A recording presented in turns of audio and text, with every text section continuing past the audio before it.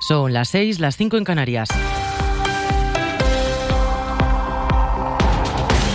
Las autoridades argentinas aseguran que no tienen medios técnicos para reflotar el Ara San Juan, el submarino desaparecido hace un año cerca de la Patagonia y que ha sido encontrado hoy a 800 metros de profundidad. Las primeras investigaciones señalan que sufrió una implosión y se partió en varias partes. En la SER hemos hablado con uno de los familiares de los 44 tripulantes que iban a bordo. Esto nos decía sobre la posibilidad de sacar a la superficie la nave. Y tiene que decirlo el gobierno, en primera instancia, la jueza que está a cargo en la causa, yo pienso que sería mejor hacer el peritaje afuera que bajo el agua, ¿no? Para saber qué realmente pasó. Es parte de una entrevista que van a poder escuchar esta noche a partir de las 11 aquí en la SER. Más cosas. El presidente de Estados Unidos, Donald Trump, tiene previsto hablar con el secretario de Estado, con Mike Pompeo, para abordar las informaciones sobre el asesinato del periodista Jashogui que ha publicado hoy la prensa del país. Según The Washington Post, la CIA señala al príncipe heredero de Arabia Saudí como responsable de la muerte del reportero. Irene Dorta. El embajador de Arabia Saudí en Estados Unidos, Khalid bin Salman, ha negado a través de Twitter que él sugiriera al periodista Khashoggi ir a Turquía por ningún motivo. Lo niega después de que el Washington Post publicara esta mañana que la CIA ha tenido acceso a una conversación telefónica entre el embajador y el periodista y que, por tanto, detrás del asesinato del reportero estaría el príncipe de Arabia Saudí. En este sentido, el embajador ha pedido al gobierno americano que haga pública cualquier información relativa a este asunto, a lo que Donald Trump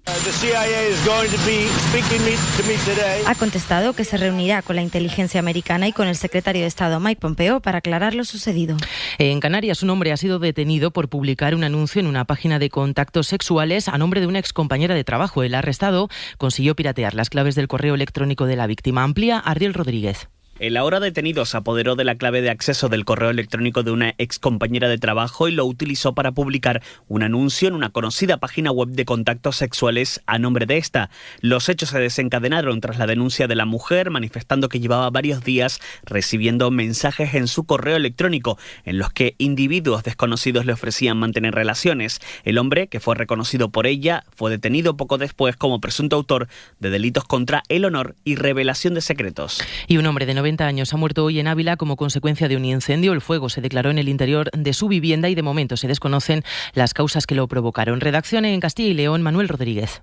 La Guardia Civil investiga cómo se ha producido ese incendio en el que un hombre de 94 años ha muerto en el interior de su vivienda, en la localidad abulense de Casavieja, un municipio de 1.500 habitantes situado a 90 kilómetros de Ávila. Una llamada alertaba del suceso al servicio de emergencias 112 y a los bomberos. Una vez iniciado el viaje, se dieron la vuelta ya que se les comunicó que el hombre estaba fallecido en el interior de la vivienda. Y vamos ya con la información del deporte. Laura Díaz, buenas tardes. Buenas tardes. Sara Hurtado y Kirill Kavialin han conseguido una plata histórica en el Rostelecom Cup de patinaje artístico sobre hielo. Nunca antes una pareja española había ganado una medalla en un Grand Prix. En tenis, Zverev ya está en la final de la Copa de Maestros tras vencer a Roger Federer por 7-5, 7-6. El otro finalista saldrá del Djokovic Anderson, que se disputa a las 9 de la noche. En fútbol, segunda división, acaban de comenzar el Osasuna Tenerife y el Reus Extremadura. Terminó Málaga 2, Nastic 0, goles de Cone y Adrián, que le dan el liderato provisional a los malagueños. A las 8:30 Zaragoza Mallorca y a las 9 menos cuarto se juega el derbi asturiano entre el Sporting y el Oviedo. Y en cuanto a la Liga de Naciones, también a las 9 menos cuarto Italia-Portugal en la quinta jornada de la competición. Es todo, se quedan en la compañía de la SER. Más información dentro de una hora y ya saben que siempre actualizada en cadenaser.com. Cadena SER. Servicios informativos. ¿Qué somos? Nosotros somos exploradores. Ahora no eres un rebelde maya, eres un explorador, Kawil. ¿Cómo nos presentamos ante los oyentes? Si nos vamos a poner el casco de legionario, las armaduras, pilum en mano, como decía Asterix, y hacer historia. ¿Y funciona? Salvete a todos los oyentes y salve a ti, Nacho. Vaya, es como si formaras parte de la historia. Ser Historia no es un programa de historia, es un viaje a la historia. Pura inmersión. Jesús, creo que en estos meses de cronovisor no me habías traído nunca a un lugar tan exótico como este. Está paradisíaco, es que cuesta dinero. No sé si hay presupuesto, pero esta vez hemos tirado la casa por la ventana. Ser Historia, con Nacho Ares. Madrugada del sábado al domingo. Y siempre que quieras, en serhistoria.es. Cadena SER.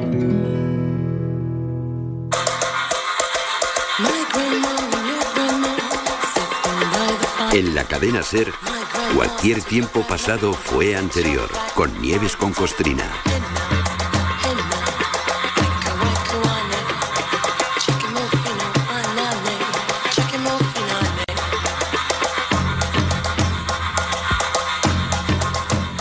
Febrero de 2015. En un hospital de Rotterdam, en Holanda, 2 radiólogos observan, cuajados, los resultados de un TAC que le acaban de hacer a una estatua de unos 1000 años de antigüedad. Representa a un chino sentado en el suelo y pensando. Carita plácida, las piernecillas cruzadas, las manos apoyadas, relajadas sobre los muslos. Querían ver los radiólogos, a petición de un museo, qué escondía la estatua. Pero lo que no esperaban descubrir es que dentro estuviera el chino propiamente dicho. La postura de la momia coincidía exactamente con la postura de la estatua, y se trataba de un chino que se murió meditando. Un chino budista que se llamaba Liu Quan, que se automomificó en vida siguiendo un estricto plan de ayuno hasta que alcanzó la etapa final en la que se sentó a meditar en posición de loto hasta morir. Bueno, para nosotros eso es morirse, pero para los seguidores del budismo tántrico y su doctrina esotérica, eso solo era convertirse en un Buda viviente. A ver, esto es solo para advertirles de que el programa de hoy va de momias, de las otras momias. Esas a las que nadie hace caso porque parece que solo cuentan las de siempre, las egipcias, como si no hubiera otras. Será por momias. Ain't got no home, ain't got no shoes, ain't got no money, ain't got no class, ain't got no skirt, ain't got no sweater, ain't got no perfume, ain't got no beer, I ain't got no man. ¿Tenemos claro lo que es una momia? A ver, Lenin no es momia, ni Evita Perón, ni Mao Zedong, ni Stalin, ni Juan XXIII. Esos simplemente son cuerpos embalsamados por la mano del hombre que gracias al chute de varios mejunjes siguen en este mundo con buen cutis. Habrá tiempo de hablar de ellos, que tienen mucha guasa. Tenemos también la momificación natural.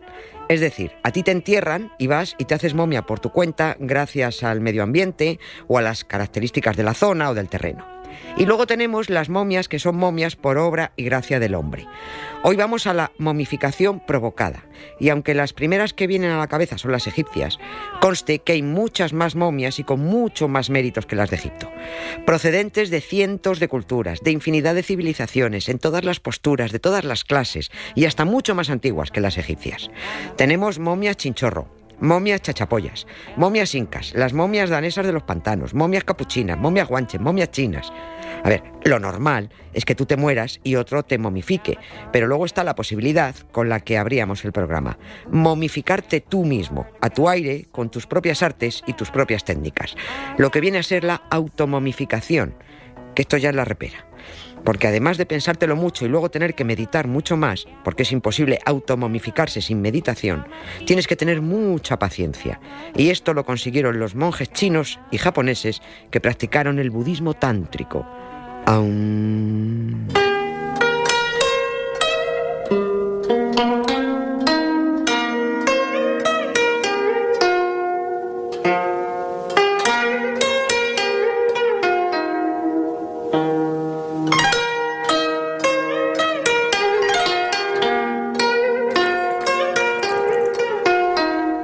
Esto de automomificarse empezaron haciéndolo los chinos allá por el siglo VIII o IX.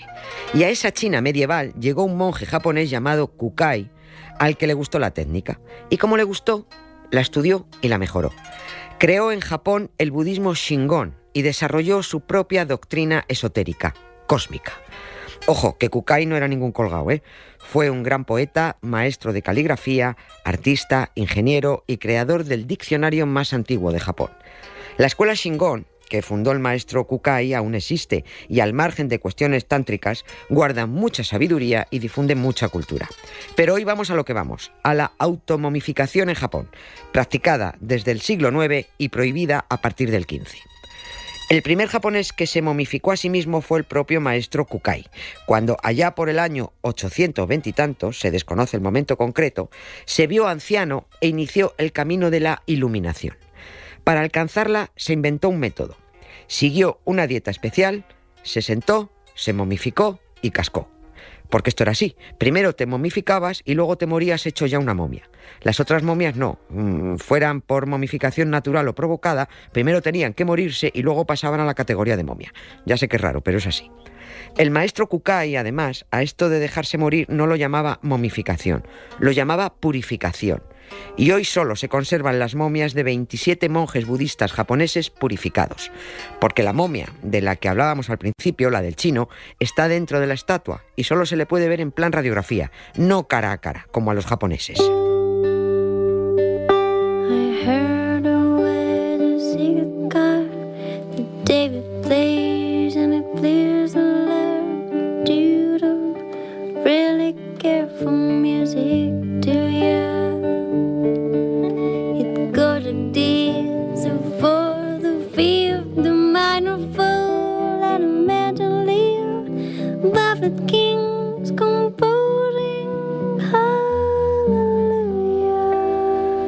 Como digo, solo se conservan 27 momias de estos monjes, todas anteriores al siglo XV, aunque cientos de ellos intentaron purificarse.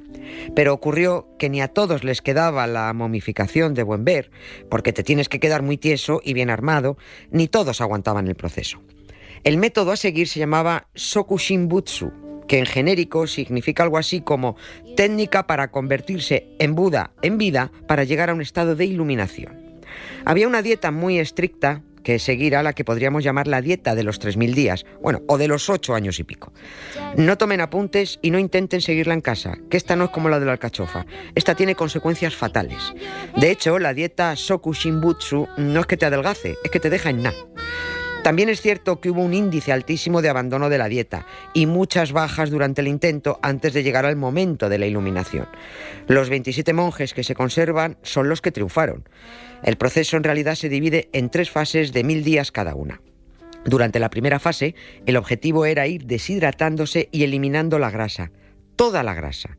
Los monjes no buscaban morir, solo pretendían alcanzar un estado espiritualmente iluminado, que es como, ni sí, ni no, ni todo lo contrario, que ni estás aquí ni estás allí. No soy de aquí, ni soy de allá, no tengo edad, ni por venir y ser feliz, es mi color de identidad. Me gusta estar. Durante esos primeros 1000 días de dieta, el monje solo comía las semillas y frutos secos de los bosques que rodeaban el templo y hacían mucho ejercicio diario. Así se eliminan las grasas que contribuyen a la descomposición del cuerpo cuando uno se muere. Esta etapa era importantísima y había que seguir la dieta de forma muy estricta, porque la eliminación de toda la grasa era lo que al final te aseguraba una momificación guay. No valía hacer trampas y decir, por un día que me como un poquito de sashimi no va a pasar nada. Pues no, eso podía provocar un efecto rebote y el monje acabaría más gordo que cuando empezó el régimen. Si durante esos 1000 primeros días a base de semillas el monje no se había muerto, llegaba la fase de los siguientes 1000 días. A la vez que no comían nada, bebían una infusión hecha con la corteza del árbol urushi, dicho en japonés. En latín, toxicodendron, que así ya suena a lo que suena. La infusión provoca vómitos, sudoración y abundante orina, con lo cual uno, tacita a tacita, va deshidratándose. También bebían agua con arsénico, porque este veneno mata las bacterias del organismo e impide que se coman el cuerpo. Lo de matar las bacterias es un trabajo de locos, porque tenemos trillones de ellas, pero no todas son malas, y matarlas a todas lleva tiempo.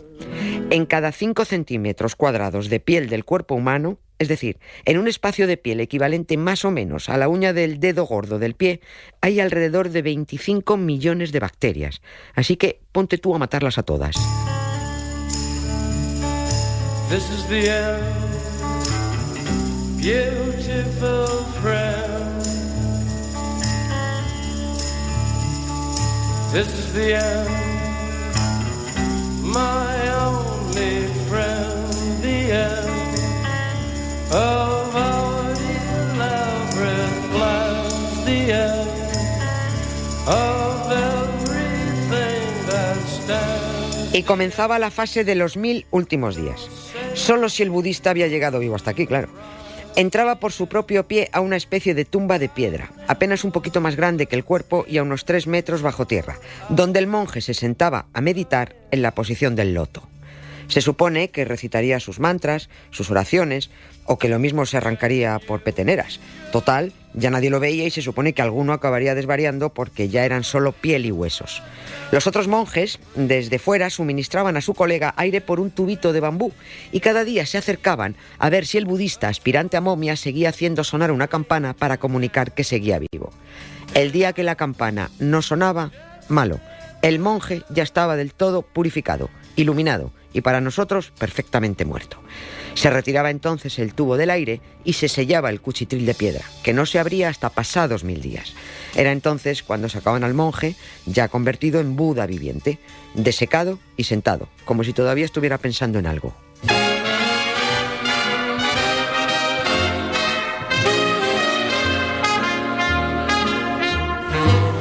Bye bye, baby. Remember you're my baby.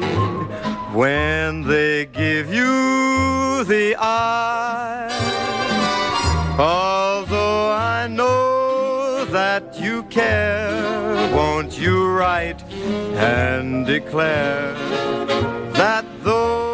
Bueno, pues en este plan están expuestos 27 monjes en distintos templos de Japón, a los que aún se les puede ver en sus urnas, vestidos con ropajes lujosos, gorritos muy simpáticos, y aunque alguno está un poco ladeado por el paso de los siglos, pueden estar seguros de que ellos se sentaron así y así siguen. Y si solo hay 27, está claro que el índice de fracaso debió de ser altísimo. Incluso siguiendo la dieta del Soku Shinbutsu a rajatabla, podía ocurrir que o bien no salieran vivos de las primeras 2 fases, o que al final de los 3000 días abrieran el sepulcro y se encontraran al monje desmoronado, hecho un montoncito de huesos, y eso no servía para ser venerado como Buda viviente. El método era lento, aburrido y de mucho pensar. La única ventaja de la automomificación es que no das trabajo a los demás y que te vas a la tumba sin celulitis. Y te veneran, eso sí, venerarte te veneran mucho. Si a alguien no le ha convencido la espiritualidad y la iluminación que encierra el método Soku Shinbutsu, porque lo ve simplemente como un vulgar suicidio, no lo es. Para los budistas no tiene sentido el suicidio porque como te reencarnas varias veces, acabas volviendo. Esto sí sería como lo que dice José Mota: si hay que ir, se va, pero ir para nada. I'll be gloomy, but send that rainbow to me. Then the shadows will fly. Though you'll be gone for a while, before very long, I know that I'll be smiling with my baby by and by. With my baby by and by.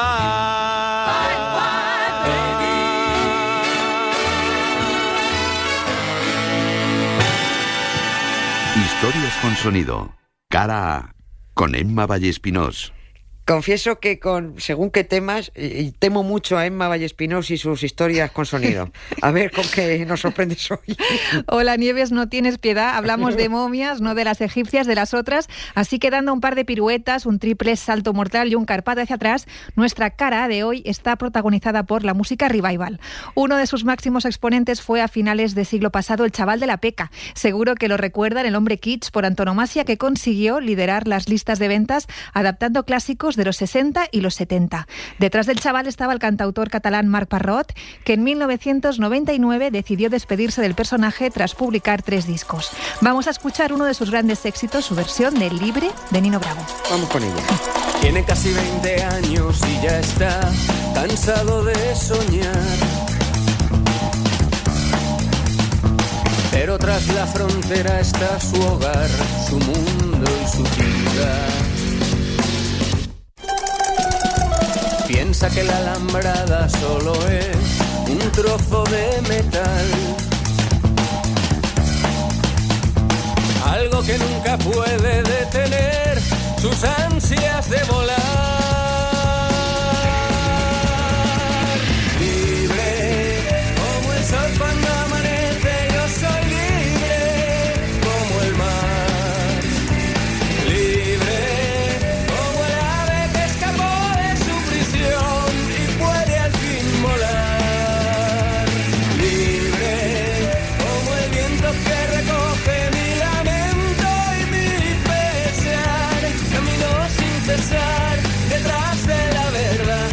sabré lo que es al fin la libertad.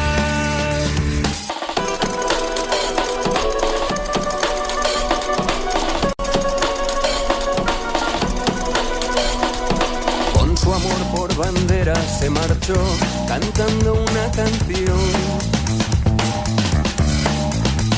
Marchaba tan feliz que no escuchó la voz que le llamó.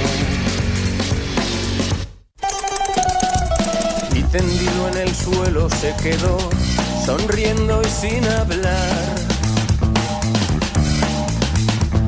Sobre su pecho flores carmesí brotaban sin cesar. Libre como el sol cuando amanece, yo soy libre como el mar. Libre como el ave que escapó. Nuevos descubridores, con Jesús Pozo.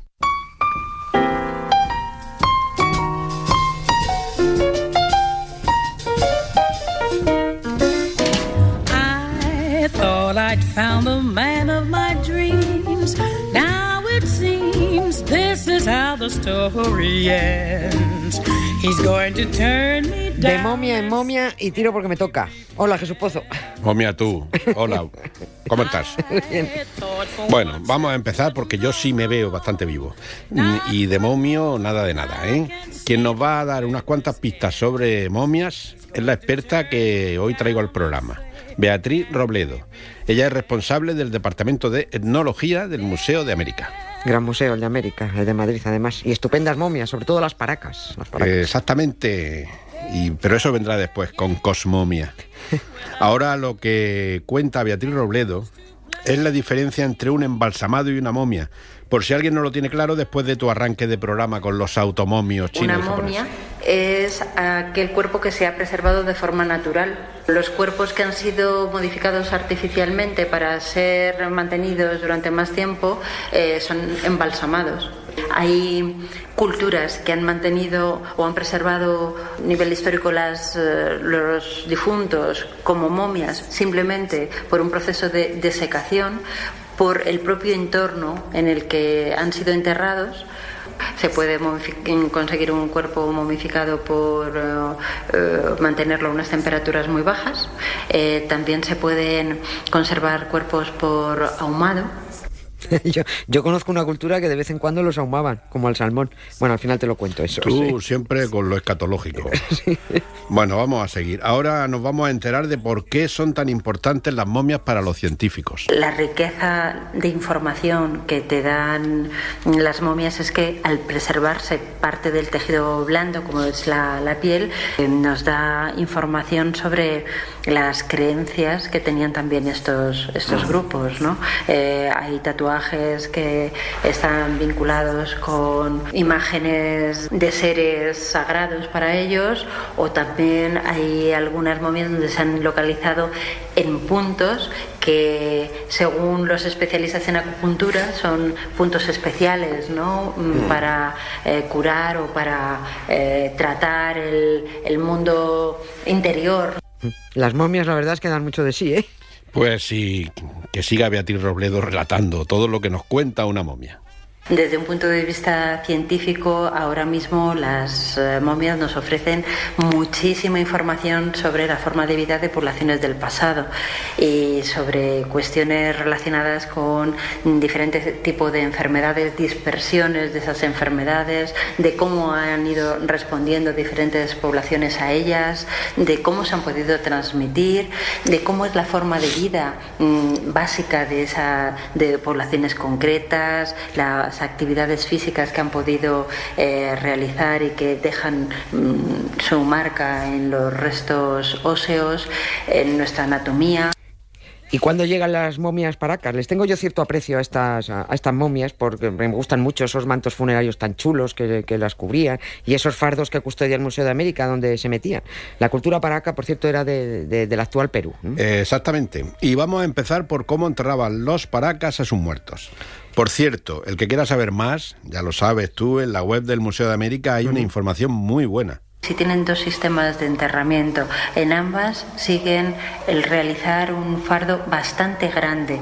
Se caracterizan por ser individuos que se entierran sentados, normalmente sobre un cesto de mimbre, y lo que hacen es recubrirla con diferentes capas de tejidos que, en función probablemente del estatus social del individuo, están mucho mejor trabajados que otros. Y también es posible que el número de tejidos sea relevante para marcar el estatus del individuo. Y se enterraban no de forma aislada cada individuo, sino en función del periodo, en estas estructuras excavadas como en forma de botella. Aún hay muchas cosas por investigar, ¿no? Sobre todo saber si los individuos que estaban enterrados en la misma tumba pues tenían lazos familiares. Esa sería una de las preguntas interesantes a resolver, ¿no? Y digo yo, ¿se sabe por qué los enterraban sentados? Eso mismo le pregunté también a Beatriz Robledo. En principio, ellos mantienen una posición fetal que probablemente intente hacer volver a ese inicio de la vida que se produce en el nacimiento, y esa es la posición, ¿no?, en la cual está dentro del seno materno, y es posible que mantengan esa postura para, desde el inicio hasta el final de su vida, retornar en ese proceso cíclico que entienden que es el universo de en estas sociedades. Bueno, eran optimistas, lo mismo se creían que esto volvía a empezar. Pues sí. Beatriz Robledo también me contó que la momia paraca que conservan en el museo en realidad es un momio. Ajá, mire. Y con aplastamiento de vértebras. En el caso de la momia paraca siempre se ha comentado que era una mujer. Y no es una mujer, parece que son de un varón. Sabemos que tiene un desgaste dentario importante, lo cual nos habla de que es un individuo de una edad relativamente avanzada. Hemos visto cómo tiene también algunas alteraciones de tipo patológico, pues que tienen, por ejemplo, las vértebras, algunos aplastamientos de los cuerpos vertebrales. Eso quiere decir que probablemente ha realizado durante una parte de su vida pues trabajos con la espalda. Sabemos que es un individuo mayor, por lo tanto también eso puede haber influido, ¿no? Y otra cosa, ¿te contó Beatriz Robledo si los paracas también tenían esa fea, no sé si tonta además, pero bueno, que cada uno es como es, no, esa costumbre de deformar el cráneo a los paracaditos pequeñitos? Volvemos a la calavera de cristal, ¿te acuerdas? Sí. Para que la gente la visualice. Pues sí, también me lo contó con Cosmomia. Y esta es la explicación de por qué esas deformaciones. Lo que se trata de investigar es si se hacía solamente en una parte de la población para intentar indicar mediante esa deformación que pertenecían a una élite social. Esa es una explicación. Y la otra es que hay poblaciones en las que las personas que tienen o que presentan deformación craneal es tan alta que no parece que sea una forma de diferenciación dentro de su sociedad, pero sí probablemente de diferenciación con otros grupos. Entonces te indicaría la pertenencia a una comunidad concreta. Por eso podemos encontrar culturas que tienen unos porcentajes altísimos de deformación craneal. Y sobre todo son formas también de comunicación. No es necesario hablar para poder identificar la pertenencia o no a un grupo concreto. Esto es como las tribus urbanas, ellos también las tenían. Los pijos, los millennials, los indios, los chorras. Bueno, cráneo más picudo, menos picudo. Somos muy tontos desde hace siglos, yo creo. Nos encanta diferenciarnos. Bueno, muchas gracias por la estupenda descubridora que nos has traído, Jesús. De aquí a un ratito más. Más.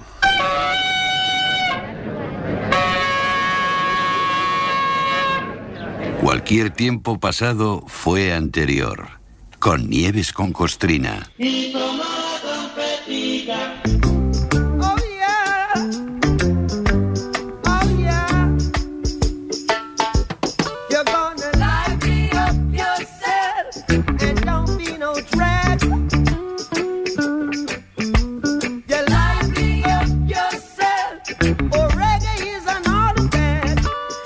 A principios de este siglo apareció en pleno desierto del Gobi, en China, una momia de 2.800 años de antigüedad que desconcertó mucho a los expertos.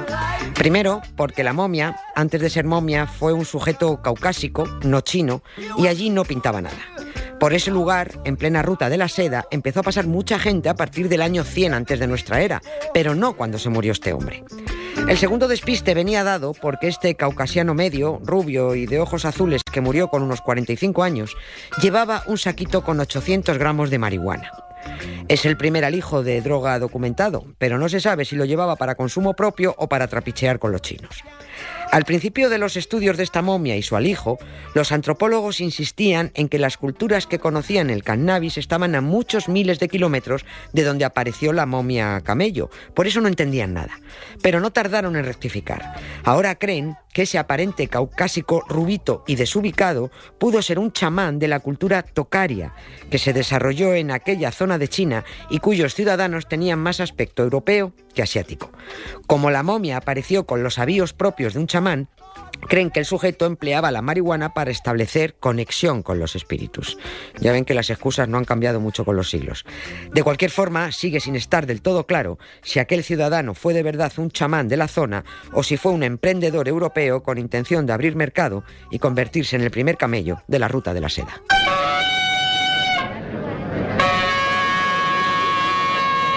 Contarte el arte. Ana Valtierra.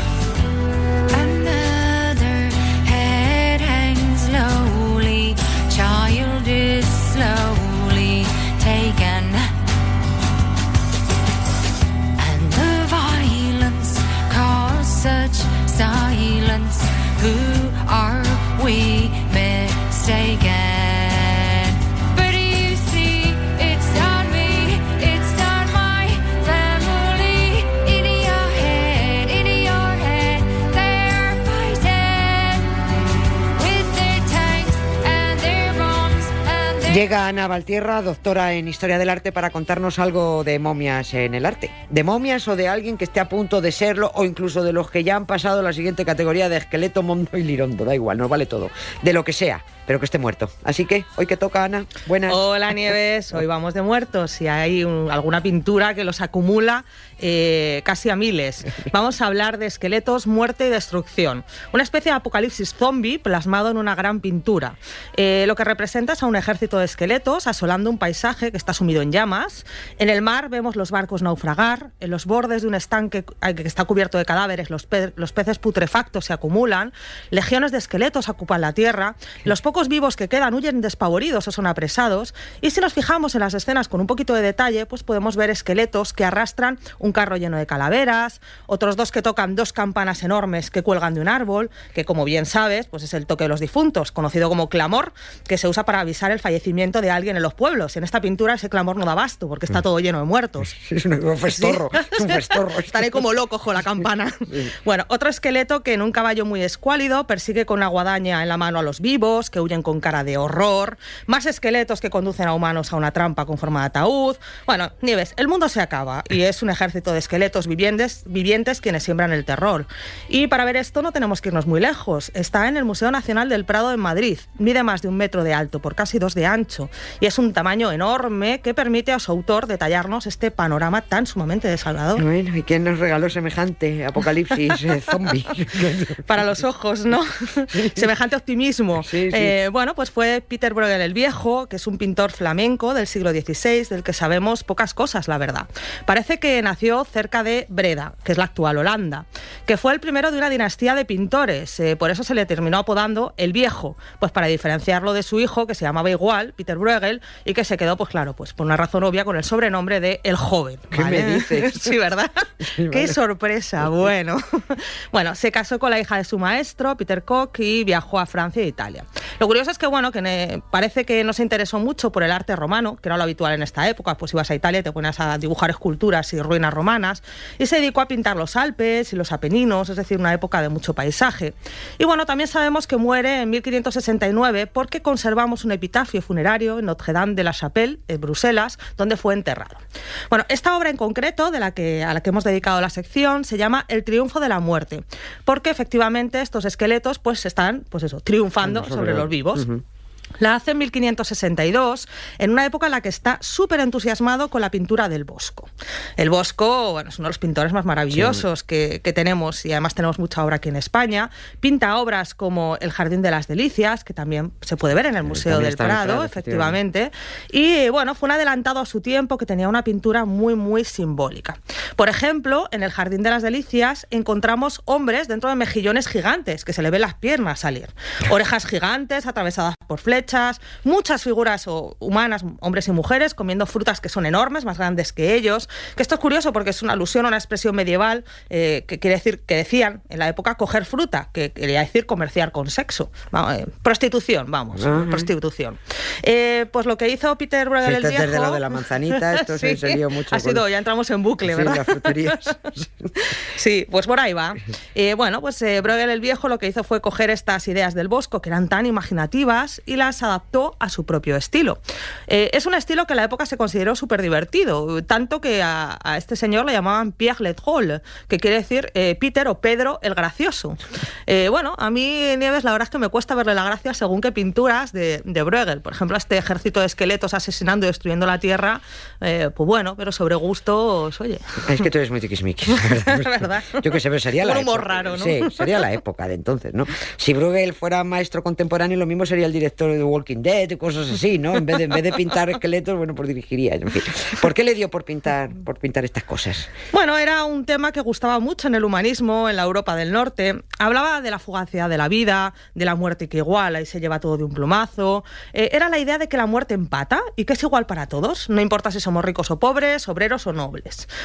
Por eso Bruegel se va a preocupar por representar en la obra a todos los estamentos sociales. Si nos fijamos en uno de los lados de la pintura, vemos a un rey que lleva la corona, la armadura y el cetro, que se le ha caído ya a la tierra. Y un esqueleto, pues le pone delante la mano y le está enseñando el reloj de arena, que lo que le indica es que, bueno, pues que le ha llegado su hora, que serás rey, pero morirás igual. Hay campesinos, hay soldados, hay nobles, hasta hay un cardenal que es encaminado a su destino por un esqueleto. Pero es una imagen súper burlona, Nieves, porque de manera irónica el esqueleto también lleva ese sombrero, el capelo, que es el sombrero de ala ancha, que también identifica a los cardenales. O sea, que era un cardenal que ya se sabía el camino. Que ya se sabía el camino, claro, que había ido antes, ¿no? Vale. Bien vista, bien visto. Bueno, ninguno escapa al ejército de esqueletos que asola todo. Nadie escapa a la muerte, que siempre triunfa, que es la idea de esta pintura. Y aunque nos hagamos los distraídos, porque hay algunas figuras que se están haciendo un poco los locos en la pintura. Hay dos jóvenes que están jugando a las cartas y uno toca el laúd, los amantes que están a lo suyo y no ven la que se avecina. Es decir, bueno, pues haciendo como que no se están enterando de lo que pasa. Bueno, aparte, si nos fijamos más todavía en los detalles, hay muchos símbolos que nos hablan de lo frágil y fugaz que es la vida. Hay una mujer que lleva en la mano un huso y una rueca, que es el símbolo de la vida, que se ha caído de un carro. Y hay otra mujer que es muy curiosa porque sostiene un hilo que va a ser cortado con unas tijeras. Están las tijeras ahí a puntito. Que, bueno, como bien sabes, hace alusión a unos personajes del mundo clásico que son las moiras o las parcas, que eran las personificaciones del destino. Cuando tú nacías, hilaban un hilo, hacían un hilo, que era la vida de la persona, y lo cortaban midiendo exactamente la longitud cuando tú te ibas a morir. Los griegos creían en el destino y tú ya estabas predestinada desde ese momento. Qué buenos guionistas y tenían, eran los mejores, eran los mejores. Y bueno, el corte de tijera simbolizaba pues esa muerte de la persona, que es lo que vemos aquí, el final de la vida de esta mujer que sostiene el hilo que va a ser cortado. Bueno, yo recomiendo que alguien en San Google busque esta pintura y la vaya viendo porque es impresionante de ver. Sí, ¿no? La han restaurado hace poquito además y tiene unos colores absolutamente fantásticos. Sí, es increíble. Es un follón de muertos ahí dentro de la pintura tremenda. Es casi el apocalipsis bíblico, ¿no? Efectivamente, Nieves, se ha relacionado con la apertura del cuarto sello que aparece reflejado en el libro del Apocalipsis.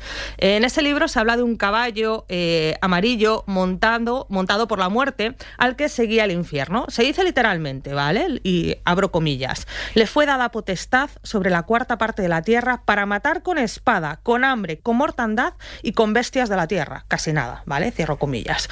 Bueno, es decir, que lo que estamos viendo aquí es, o lo que hace mención este texto, es uno de los jinetes del Apocalipsis arrasando la tierra. En la pintura podemos ver 3 esqueletos tocando la trompeta y si seguimos el texto del Apocalipsis, cuando el primer ángel tocó la trompeta, cayó fuego sobre la tierra y se quemaron los árboles y la hierba, que vemos todo lleno de fuego en la pintura. Cuando el segundo ángel tocó la trompeta, la tercera parte del mar se convirtió en sangre, murieron los peces y las naves fueron destruidas. Acuérdate que decíamos al principio que en un rincón se veían los peces putrefactos y las naves hundiéndose, que es lo que estamos viendo aquí según el Apocalipsis. Y cuando tocó el tercer ángel, la estrella Genjo cayó y las aguas se envenenaron, muriendo muchos hombres. Muerte y destrucción, vamos, que es puro optimismo. yo me parto. De Pierre Ledrol. Sí. Gracioso. Es gracioso. Es gracioso, sí. Pero bueno, tanto símbolo es absolutamente sorprendente. Este hombre buscó la inspiración en algún sitio. ¿En qué se fijó? Pues seguramente en un libro que se puso muy de moda en la época de Bruegel. Se trata del Hieroglífica de Orapolo, que era un libro que tenía 189 explicaciones a los jeroglíficos egipcios. Bueno, se discute si este señor Orapolo existió realmente, que seguramente ni siquiera existió, pero bueno, el caso es que existía este libro, que era un libro muy a su aire para explicar la escritura jeroglífica. Vamos a recordar que hasta el siglo XIX no conseguimos traducir los jeroglíficos, o consiguió más bien Champollion, que tampoco nos vamos a poner como si fuera nuestro equipo de fútbol méritos ajenos, ¿no? Que nosotros allí... François Champiñón. Bueno, ese fue Champiñón, sí. Ese fue el genio que consiguió descifrarlos, con lo cual este libro, que es mucho anterior, pues imagínate que cualquier parecido con la realidad era pura coincidencia. Era imaginación pura, pero el caso es que este libro aparece en 1419 en la isla de Andros, en Grecia, y se lleva a Florencia. Se publica traducido a varios idiomas, al griego, al latín, al italiano, al francés, y se pone muy de moda en el siglo XVI, donde empiezan a circular un montón de copias por toda Europa, es decir, que era una obra era un bestseller, ¿vale? De la época, muy conocido. Y los pintores lo empezaron a usar porque se considera un buen recurso intelectual, pues, para plasmar ideogramas con conceptos, es decir, imágenes parlantes que tenían una simbología muy clara. Por ejemplo, en la pintura de la que hablamos, estábamos hablando de un carro lleno de calaveras llevado por esqueletos, y si nos fijamos, encima del caballo hay un cuervo. El cuervo desde antiguo es un animal de muy mal agüero, ¿vale? Transmite siempre malas noticias. Y el hieroglífica de Orapolo nos aparece esa idea cuando nos habla de, literalmente, un cuervo nocturno que representa muerte se acerca de pronto. Con lo cual, ¿ves? Todas esas ideas se van metiendo con toda esta simbología. Bueno, en resumen... Dice, pues voy a pintar un cuervo encima del caballo, ¿vale? No. Voy a pintar un cuervo porque soy un señor que ha leído y yo sé que ese cuervo tiene que estar significa justo ahí, porque significa ¿dónde lo pongo? Encima del caballo. Encima del caballo, claro.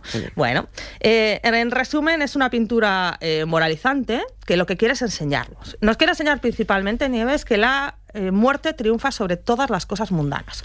Pero también, Nieves, que si ves venir a un ejército de esqueletos vivientes, hombre, no te quedes tocando el auza a tu amante, ¡corre! Claro, si correr yo corro, no veas cómo corro, pero me temo que por mucho que corra me acabará alcanzando. Somos como los yogures, ya sabes, tenemos fecha de caducidad. En fin, muchísimas gracias, Ana, otra vez. Muchas gracias, Nieves, a ti. Turistoria, un viaje al pasado, con Jesús Pozo.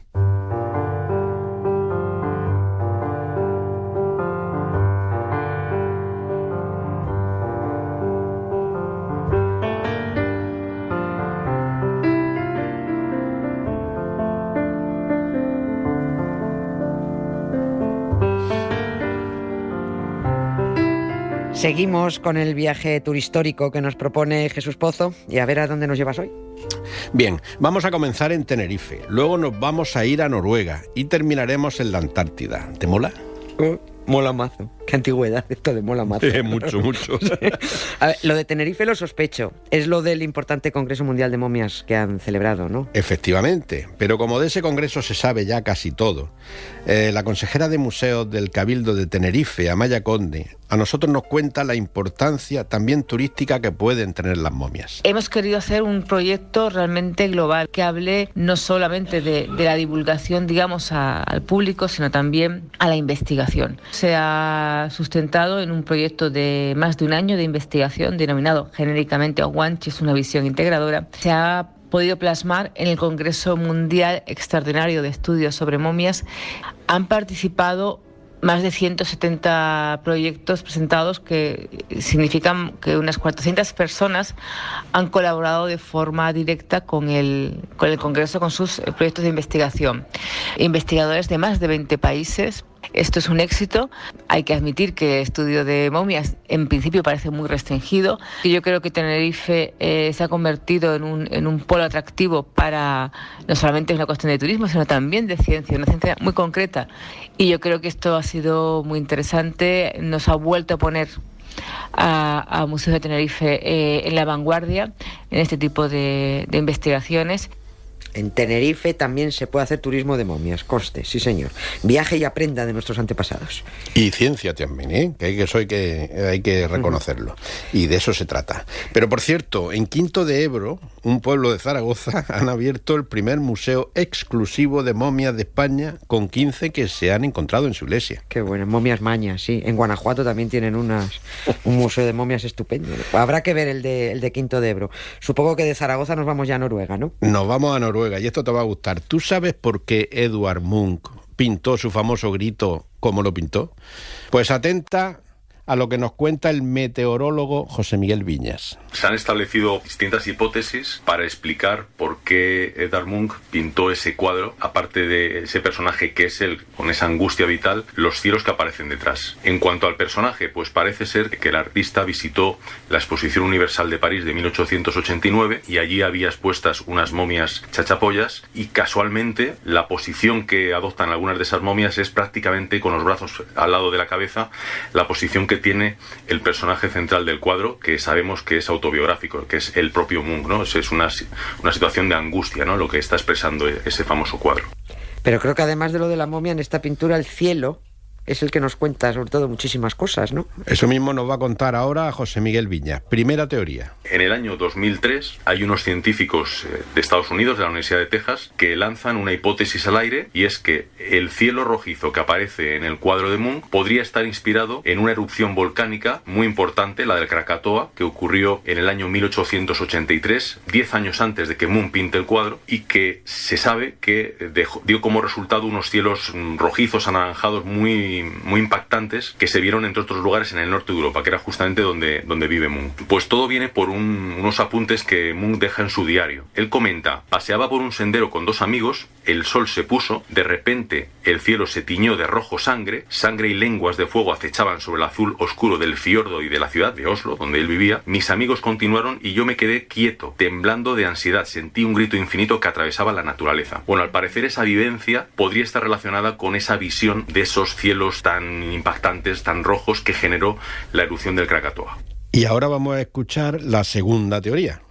En 2017, unos científicos noruegos del propio país del que era Munch, pues dicen que lo que Munch vio fueron en realidad unas nubes que se llaman nacaradas, unas nubes que se forman en la parte alta de la atmósfera, en la estratosfera y justamente en las regiones polares y subpolares, y que en contadas ocasiones, no son nubes frecuentes, llegan a verse en los países nórdicos, concretamente en Noruega. Esta gente ha buscado documentación, documentos históricos, y ha deducido que justo en la época en la que Munch vivía allí en Oslo, que antes se llamaba Cristianía, pues hubo al menos 2 o 3 veces en que esas nubes se vieron.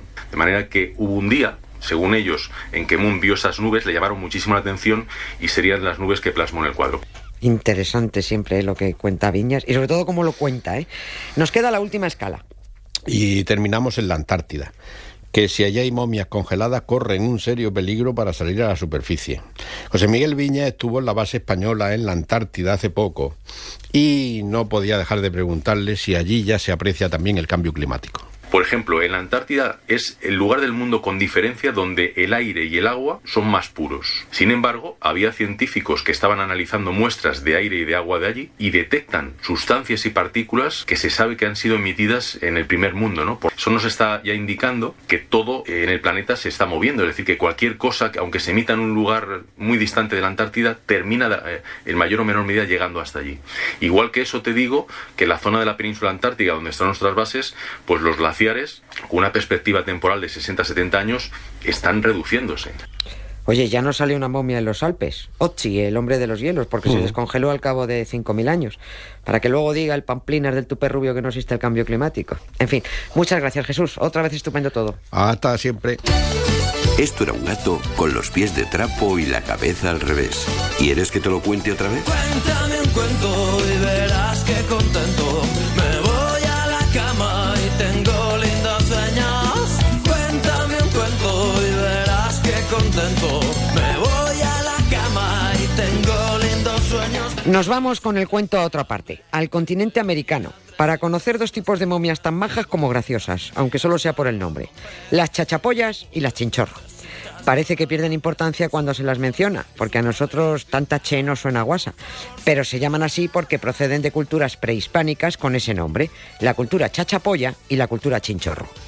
Y es que hay unas momias que cardan la lana y luego vienen las egipcias y se llevan la fama. Pero conste que las momias chachapollas son interesantísimas y las chinchorro las más antiguas del mundo. Las egipcias no les llegan ni a la suela del zapato. They're writing songs of love, but not for me. A lucky star above, but not for me.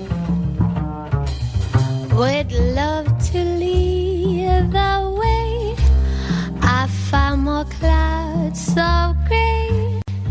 El meteorólogo José Miguel Viñas ha mencionado de pasada que quizás una momia chachapolla puede inspirar a Munch para pintar El Grito. Y verán por qué. Los chachapollas, también conocidos como hombres de las nubes porque vivían en los bosques brumosos del norte de Perú, embalsamaban muy bien a sus colegas. Los vestían, los calzaban con mucho cuidado y tensaban las articulaciones. Es decir, les hacían una especie de ovillo, como cuando uno se sienta de culo con las rodillas pegadas al pecho y se agarra las piernas con los brazos. En esta postura los metían en canastos de paja y luego envolvían mucho y bien al difunto para aislarlo del ambiente exterior y facilitar la momificación.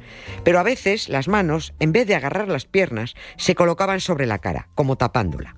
Con el paso de los siglos, cuando el difunto pasa al estado de momia, lo que aparece ante el arqueólogo es una momia con rostro de terror, porque la boca está abierta debido a que la mandíbula inferior se ha descolgado y las manos están encima como tapando la cara, ¿no? Hasta no hace mucho se creía que ese gesto desgarrado significaba que la muerte había sido espantosa. Por eso a las chachapollas también las llamaban momias gritonas. Pues resulta que no, que los expertos del Instituto Americano de Arqueología han concluido que ese gesto gritón lo provoca la articulación temporomandibular, la que sujeta la mandíbula al cráneo y que al dejar de cumplir su función provoca que la boca se abra. Si a esta boca exageradamente abierta añadimos, como en el caso de algunas momias chachapollas, que las manos están puestas sobre la cara, el resultado es un rostro de espanto, como si la momia hubiera visto otra momia y se hubiera muerto del susto. Para empezar, diré que es el final. No es un final feliz, tan solo es un final. Pero parece ser que ya no hay vuelta atrás. Solo te di diamantes de carbón. Y luego están las momias chinchorro, una cultura localizada en las costas del norte de Chile. Y estas sí que tienen mérito. Son mucho más antiguas que las egipcias. Su preparación era infinitamente más complicada y allí convertían en momia a todo bicho viviente, mandara mucho o poco, fuera pobre o rico. Con morirse era suficiente. La existencia de momias de la cultura chinchorro se conoce desde principios del siglo XX y desde entonces afloran como setas. Y es que las momias chinchorro no aparecen de una en una, sino de 100 en 100 porque enterraban a muchas juntas. ¿Cómo se hacía una momia chinchorro? Se estará preguntando alguien. Pues con mucho cuidado. Lo digo rapidito, pero lo que voy a decir a continuación puede herir la sensibilidad del oyente. Viejo truco este para que presten más atención. Se retiraba toda la piel del muerto. Se extraían los órganos y se descoyuntaba el esqueleto hueso a hueso para dejarlo bien limpito. Todo el esqueleto, menos las manos y los pies, que se cortaban y se desecaban aparte. Cuando el difunto era una especie de puzzle, había que volver a armarlo. Cada tibia en su sitio, las costillas en el suyo y los pies y las manos en los extremos.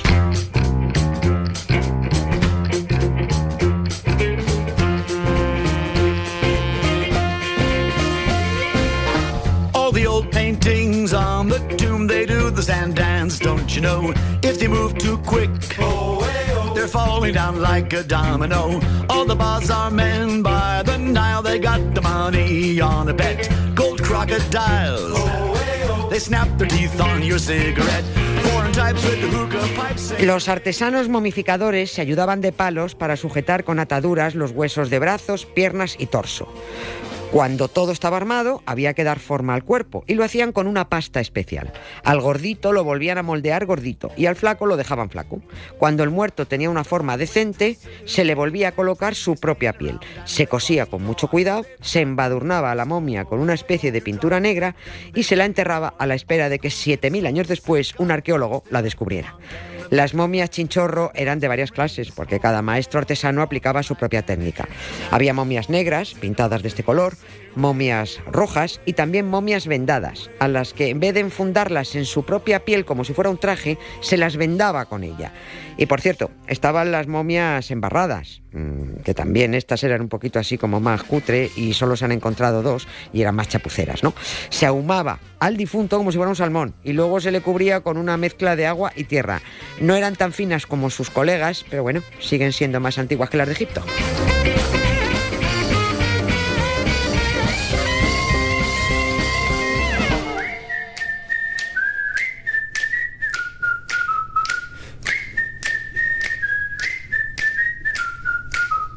Slide your feet up the street, bend your back, shift your arm, then you pull it back. Life is hard, you know. So strike a pose on a Cadillac. If you want to find all the cops, they're hanging out in the donut shop. They sing and dance. They spin the club cruise down the block. All the Japanese with their yen, the party boys call the Kremlin, and the Chinese know. Historias con sonido. Cara B. Con Emma Vallespinós. Y acabamos el programa con otra historia con sonido. No sé si esta vez canta una momia o qué, pero ¿quién protagoniza?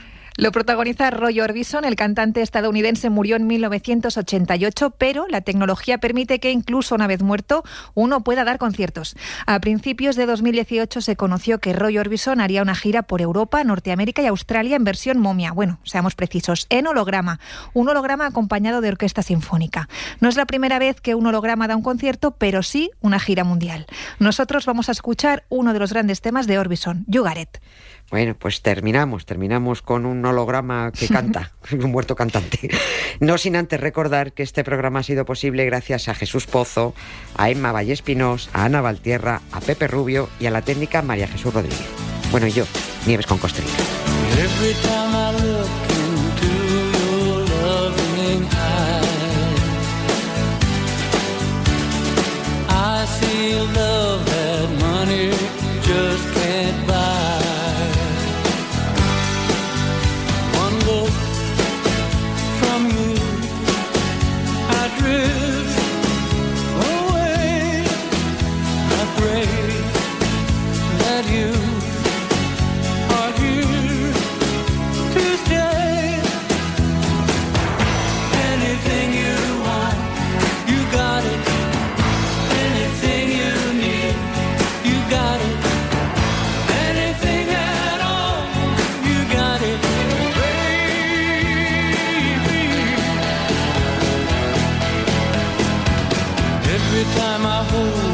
I begin to understand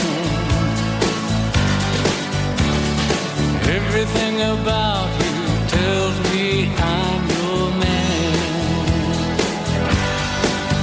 I live my life to be.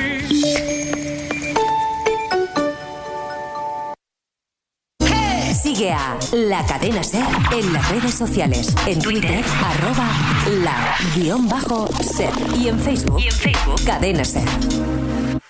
Cada uno da lo que recibe. Cuando alguien lo da todo. A mí con las enfermeras me pasa como con los maestros, que no alcanzo a entender por qué no tienen más reconocimiento y más reputación. Provoca sentimientos recíprocos. Y Francino también, te las gracias también porque siempre, bueno, pues cuando has hablado de él siempre han sido unas palabras, bueno, que a mí me han puesto pues eso, muy feliz. La generosidad solo se puede explicar por la teoría de los vasos comunicantes. Muchísima suerte el viernes, de verdad. Me gustaría agradeceros también todo este tiempo que he estado en el extranjero, de estancias, que era entender la radio y era estar como en casa cuando os escuchaba a vosotros. El resto lo pone el medio. Y qué bonita es la radio, Cristina. Un beso muy grande. La Ventana, cada tarde de lunes a viernes. Todo se transforma. En la SER, con Carlas Francino. Bienvenidas y bienvenidos. El periodismo de misterio ha vuelto.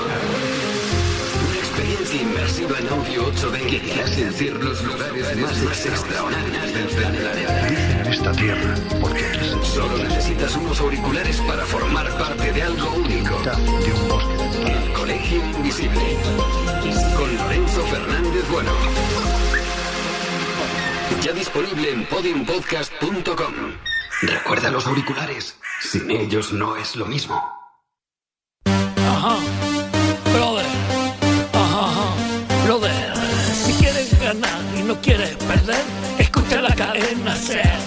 Brother, si estás aburrido y no sabes qué hacer, escucha la cadena SER. Brother, si estás muy parado y quieres correr, escucha la cadena SER.